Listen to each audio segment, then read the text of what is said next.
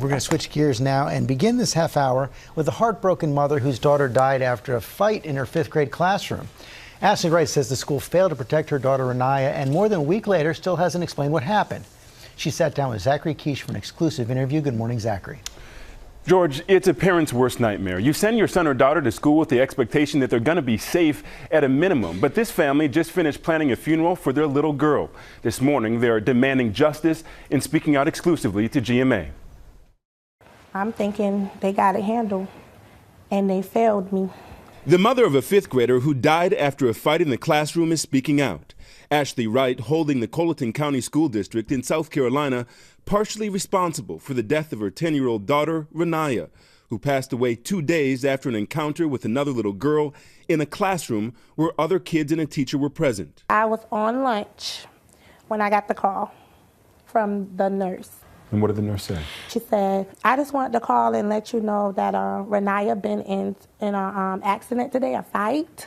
And I said, my child, Renaya. So I'm like, okay, is she okay? Yeah, she's okay. She refers to me that she's okay.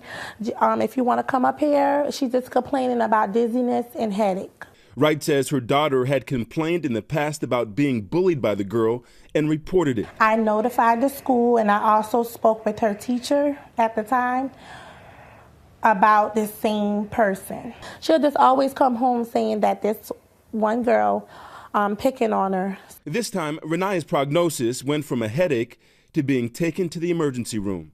I have a big concern about that as far as the communication towards the school. No one called me back. Tell me what happened when you pulled up. All I saw was my daughter hooked to all these machines and cords on her. Almost unrecognizable, Renaya was unresponsive. Her mother would spend the next 2 days by her bedside. I had to sleep by my baby the night before she passed, and that was the hardest thing I ever had to do in my life. So, yeah. It's just hard. The exact cause of the little girl's death is still under investigation, and school officials aren't releasing details of exactly what happened. What Renaya's mother does know, she says she learned from her daughter's classmates. She was bothering Naya all day, wanting to fight her. They were in the class, and the girl came up from behind her and was hitting her all in the head. How long, I don't know. She pushed her or rammed her head or something into the bookshelf. Did Naya have any prior health issues? My baby was normal as a 10-year-old supposed to be.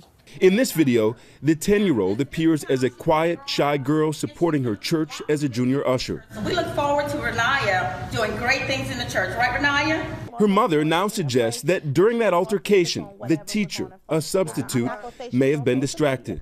The other kid said that she was on her phone. The Colleton County School District released a statement saying, "We realize and appreciate that people want to know what happened. Once the investigation is complete, we will release a full report to the public."